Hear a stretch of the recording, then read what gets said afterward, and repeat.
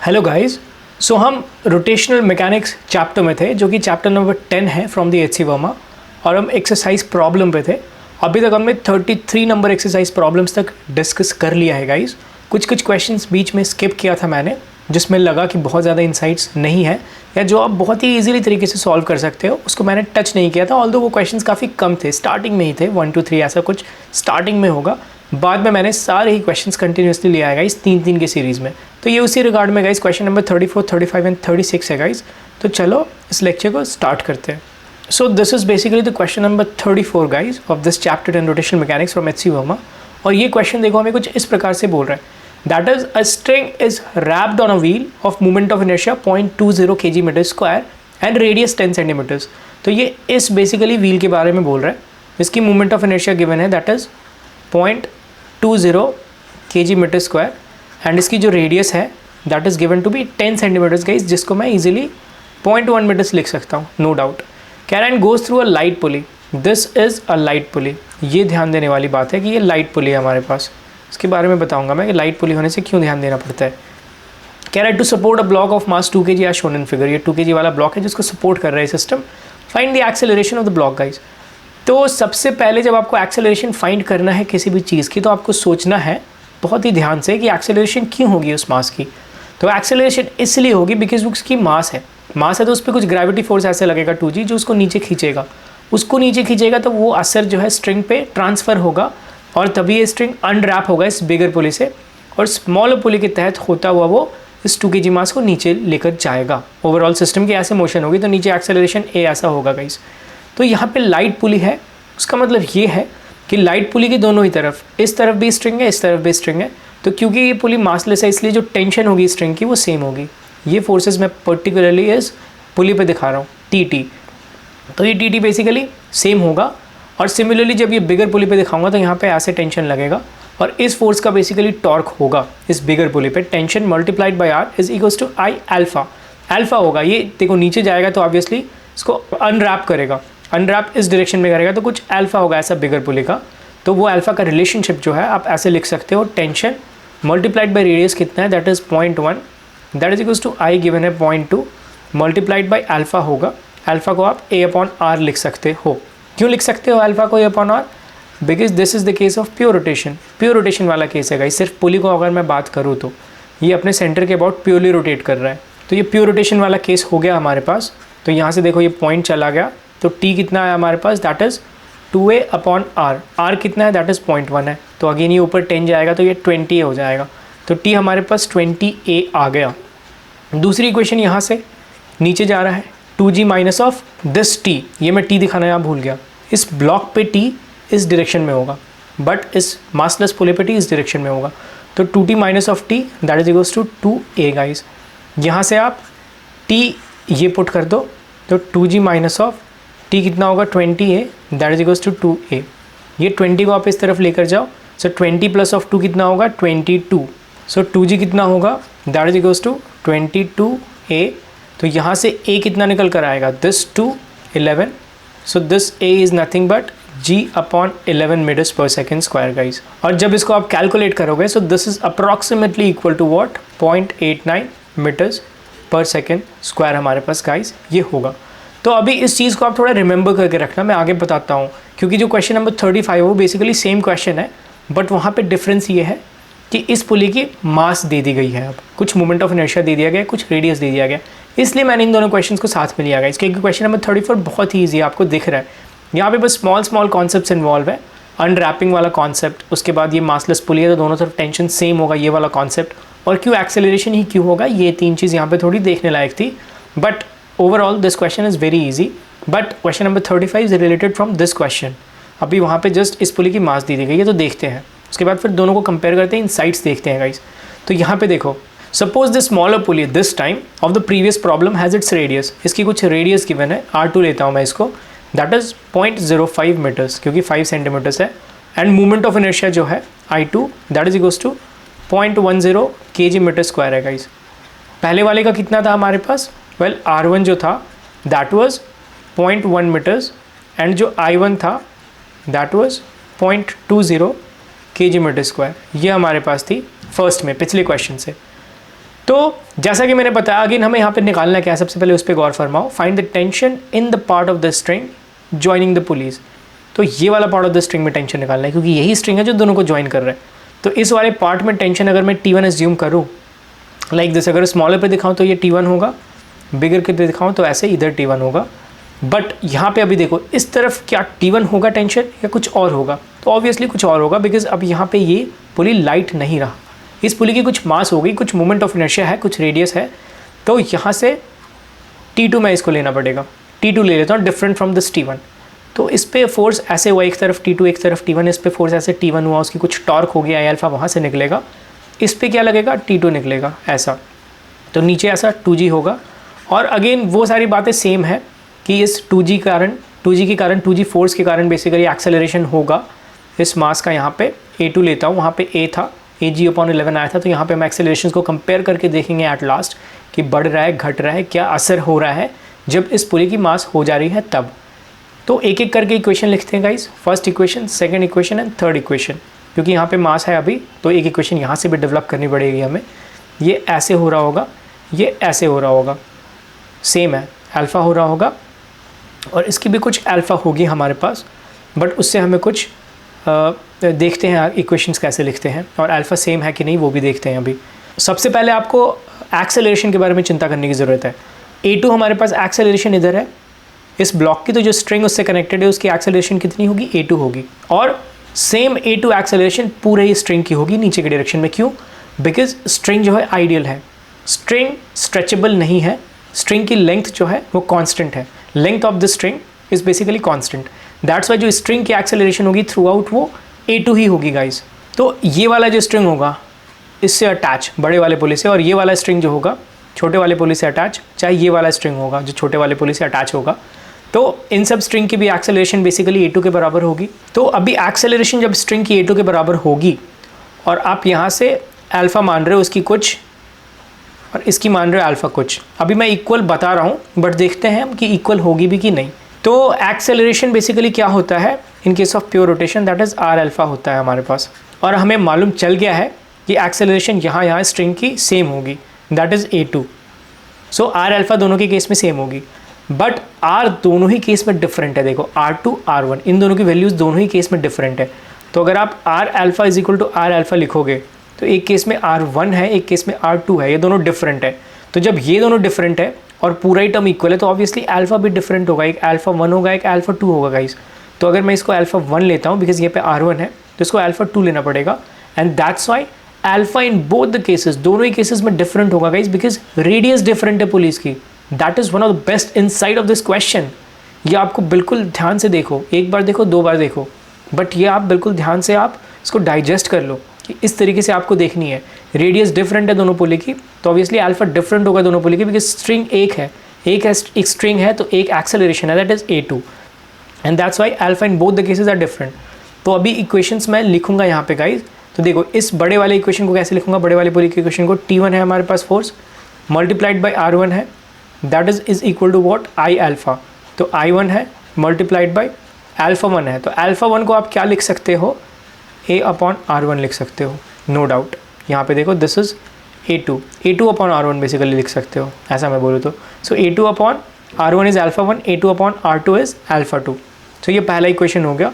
दूसरा इक्वेशन अगर मैं बोलूँ इस केस में तो क्या होगा, ये इस तरफ ऐसे रोटेशन हो रही है, so T2 minus of T1 multiplied by R2 होगा इस केस में, that is equal to what, I2 multiplied by A2 same होगा, दैट इज़ अपॉन R2।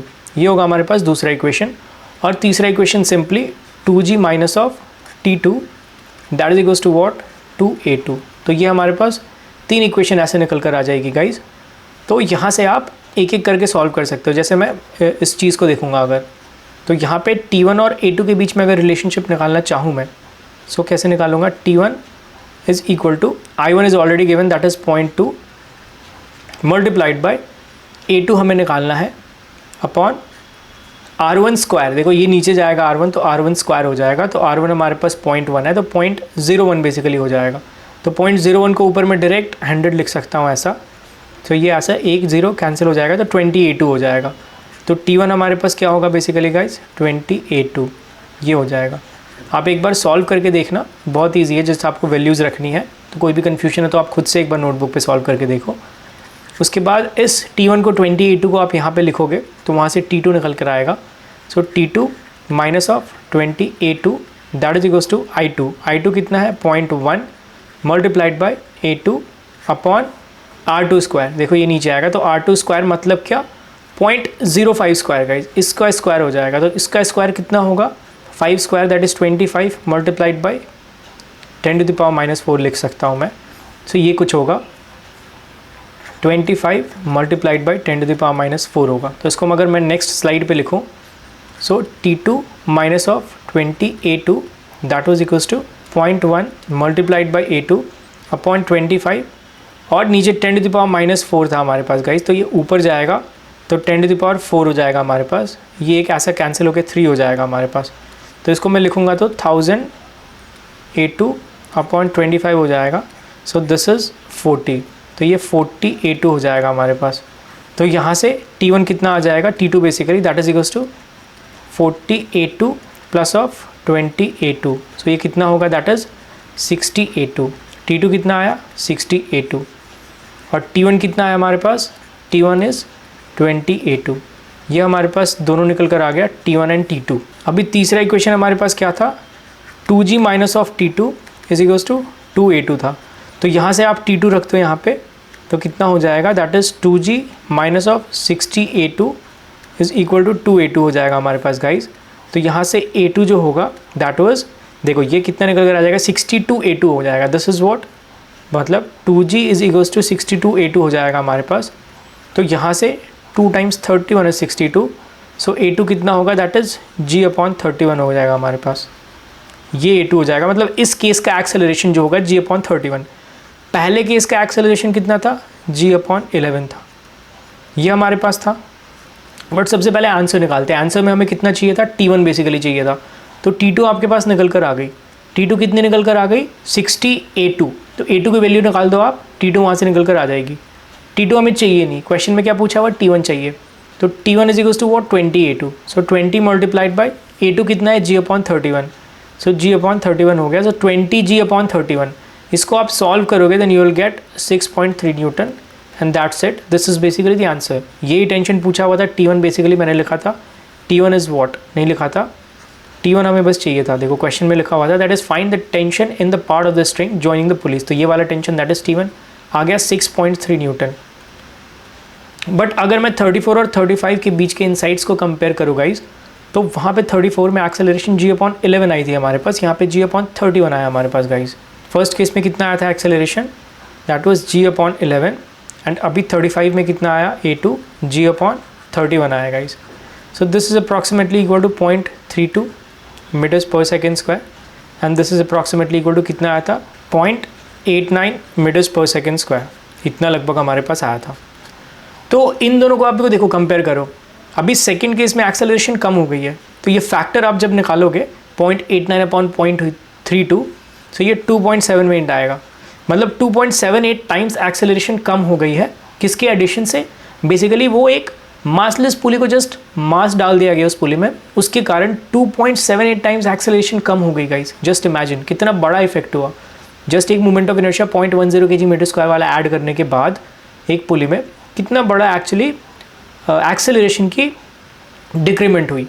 तो ऐसे इनसाइट्स आप प्लीज़ देखना सीखो गाइस, क्योंकि देखो अभी आप एग्ज़ाम दोगे IIT जेई मेंस दोगे, जेई एडवांस दोगे, अच्छे रैंक्स मान लो आ गए आपके जेई मेंस में भी, जेई एडवांस में भी अच्छे कॉलेजेस मिल गए, बट आप वहाँ पे जाके इंजीनियर बनोगे या नीट दे रहे हो आप डॉक्टर बनोगे, तो इनसाइट्स वहाँ पे आपको देखनी आनी चाहिए गाइस। एट लास्ट आप कोई प्रॉब्लम सॉल्व करोगे तो प्रॉब्लम तभी सॉल्व करोगे जब प्रॉब्लम्स को आप डीपली एनालाइज करोगे, डीपली देखना सीखोगे। तो अभी से ये आदत डाल लो कि क्वेश्चंस ऐसे दी गई हैं तो दोनों में क्या बेसिकली इनसाइट्स है, एक दूसरे से कैसे डिफरेंट है, कोई एक वेरिएबल कैसे चेंज हो रहा है, क्यों चेंज हो रहा है, तो ये सब देखना आप प्लीज़ गाइज ध्यान से सीखो। अभी चलो 36 नंबर क्वेश्चन पे चलते हैं, which is the last question of this video guys. तो ये क्वेश्चन कुछ इस प्रकार से है, that is the pulleys in figure are identical. ये दोनों पुली आइडेंटिकल है, each having a radius r and movement of inertia I, and we basically again need to find the acceleration of block of mass capital M। इसकी acceleration find करनी है। तो यहाँ पे मैं सपोज कर रहा हूँ कि कैपिटल M है वो स्मॉल m से बड़ा है। आप ऑपोजिट भी एज्यूम कर सकते हो, नो डाउट आपकी आंसर सेम ही आएगी। बिकॉज क्यों सेम आएगी, क्योंकि देखो अभी एक ही स्ट्रिंग है, यहाँ पे एक ही स्ट्रिंग है और स्ट्रिंग जो है अनस्ट्रेचेबल है, स्ट्रेच नहीं हो सकती string, length of the string is constant, ideal string है। और तभी जितनी एक्सेलरेशन इसकी होगी उतनी ही एक्सेलरेशन इतनी इसकी होगी, यहाँ पे भी उतनी एक्सेलरेशन होगी, यहाँ पे भी उतनी एक्सेलरेशन होगी, यहाँ पे भी उतनी, यहाँ पे भी उतनी। बट अभी देखो अल्फ़ा की अगर हम यहाँ पे बात करें, this alpha and this alpha, तो क्या यहाँ पे अल्फ़ा डिफरेंट होगा? नहीं होगा। वाई? बिकॉज रेडियस अभी सेम है। अभी देखो एक्सेलरेशन है स्ट्रिंग्स की सेम होगी, आर अल्फ़ा, इसकी भी आर अल्फ़ा होगी, तो दोनों इक्वल होगा। तो रेडियस दोनों को इक्वल है, तो अल्फ़ा भी दोनों का इक्वल होगा। तो यहाँ पे अल्फ़ा में कुछ डिफरेंस नहीं होगा, यहाँ पे अल्फ़ा सेम होगा। यहाँ पे टेंशन्स डिफरेंट होंगे गाइज, क्योंकि अभी देखो हर एक पुली की यहाँ पे मूवमेंट ऑफ इनर्शिया है। तो यहाँ से अगर मैं स्टार्ट करूँ, इसको T1 लूँ, तो यहाँ पे ये जाके T2 हो जाएगा, बिकॉज बीच में मास है। अभी ये सिर्फ एक स्ट्रिंग है, बीच में कोई मास नहीं है, तो यहाँ पे T2 ही रहेगा। यहाँ पे फिर जाके ये T3 हो जाएगा ऐसा। इस पर अगर मैं दिखाऊँ फोर्स, तो ब्लॉक्स पे फोर्स दिखाऊंगा तो ये T3 होगा और ये T1 होगा ऐसा। और नीचे कितना होगा? mg, एंड नीचे ये वाला कैपिटल mg होगा गाइस। तो यहाँ पे टोटल नंबर ऑफ इक्वेशंस जो बनेंगे वो 1 2 3 4 इक्वेशंस बनेंगे गाइस। बट देखो यहाँ पे इजी तरीके से आप क्वेश्चन को कैसे सॉल्व कर सकते हो। कभी भी नंबर ऑफ इक्वेशंस ऐसे पहले काउंट करके डर मत जाना, बट देखना कि क्या मैं उस इक्वेशंस को कुछ तरीके से इजीली सॉल्व कर सकता हूँ। तो यहाँ पे आपको देखने को मिलेगा। मैं यहाँ से स्टार्ट करता हूँ लिखना। सो T1, क्योंकि मैंने एक्सेलरेशन ऊपर की डायरेक्शन में लिया है, तो T1 minus of mg is equal to m में होगा फर्स्ट इक्वेशन। दूसरा क्या होगा? T2 माइनस ऑफ T1, यहाँ मल्टीप्लाइड बाई r होगा, that is equal to I alpha. तो alpha again a upon r होगा, तो ये वाला r भी डिनोमिनेटर में गया, तो I a upon r square हो जाएगा। मैं डायरेक्ट लिख रहा हूँ, देखो क्या बोल रहा था मैं, force multiplied by radius that is equal to I alpha. Alpha कितना? I a upon r। तो दिस इज, ये डिनोमिनेटर में लाओ r को, तो r स्क्वायर हो जाएगा। तो यही जस्ट मैं यहाँ पे लिखा हूँ, ये वाला equation. T3 minus of T2 again same मैं करता हूँ, I a upon r square same होगा। T3 minus of T2 and T2 minus of T1, ये दोनों सेम होगा, तो डिफरेंस सेम होगी इन दोनों केसेस में, बिकॉज आइडेंटिकल पुली है। लास्ट वाला क्या होगा? mg minus of T3 that is equals to what? That is equals to m into a। ये हमारे पास 4 इक्वेशन निकल कर आ गई गाइस। तो अभी इन 4 इक्वेशंस को आप ऐड कर दोगे एक साथ, तो क्या होगा? देखो इस और इस वाले इक्वेशन में T3 एक में नेगेटिव है, एक में पॉजिटिव है, तो ये तो कैंसिल आउट हो जाएगा। इस और इस वाले में T2 नेगेटिव है, एक में T2 पॉजिटिव है, ये कैंसिल आउट हो जाएगा। इस और इस वाले में T1 पॉजिटिव है, T1 नेगेटिव है, ये और ये कैंसिल आउट हो जाएगा। तो एट लास्ट बस ये और ये पे रह गए आप, और ये 4 जस्ट ऐड हो जाएगा और एक कॉमन आ जाएगा चारों में से। तो ये बहुत ही ईजी था सॉल्व करना गाइस। देखो m माइनस ऑफ mg हो जाएगा हमारे पास, that is equals to successively a common आ जाएगा, capital M plus of small m आ जाएगा यहाँ से, और ये दोनों ऐड हो जाएगा I upon r square, I upon r square, तो 2I अपॉन आर स्क्वायर हो जाएगा गाइस हमारे पास कुछ ऐसा। तो यहाँ से जो एक्सेलरेशन होगा वो सीधा आ जाएगा m minus of mg upon capital M plus of small m plus of 2I upon r square, सीधा ऐसा हो जाएगा हमारे पास गाइस, ये आंसर आ जाएगा। तो इस टाइप की क्वेश्चन गाइस एक्चुअली पहले भी किया था मैंने, जिसमें कि यहाँ पे सिर्फ ये जो 2 का फैक्टर है वो 1 का फैक्टर था। तो आप प्लीज़, ये आपके लिए टास्क है कि उस वाले क्वेश्चन से जहाँ भी हो, जिस भी लेक्चर में हो, आप कंपेयर करना है इसके साथ कि यहाँ पे ऐसा क्या डिफरेंस क्रिएट हुआ जिसमें कि एक्सेलरेशन कम आ गई इस वाले केस से। क्योंकि देखो 2 टाइम्स आप मल्टीप्लाई करती हो डिनोमिनेटर में, पॉजिटिव है सारा मामला, तो ऑब्वियसली एक्सेलरेशन कम है उस एक्सेलरेशन से, तो क्यों ऐसा है इसको आप कंपेयर करना चीज़ों को गाइस, तब आपको भी इनसाइट देखनी धीरे धीरे आ जाएगी, अच्छे से डेवलप हो जाएगी, कोई भी टेंशन लेने वाली बात नहीं है। तो ये 3 बेहतरीन क्वेश्चन थे गाइस इस वीडियो के लिए। अभी आगे के क्वेश्चंस के साथ मिलेंगे नेक्स्ट वीडियो लेक्चर्स में। होप करता हूँ ये वीडियो आपको काफ़ी अच्छे से समझ में आई होगा सारे क्वेश्चंस। कोई भी डाउट हो तो फिर से मुझसे पूछना कमेंट करके या कांटेक्ट करके, सारे लिंक्स डिस्क्रिप्शन में गिवन है गाइस। तो अभी मिलते हैं नेक्स्ट वीडियो में, तब तक के लिए बाय एंड टेक केयर।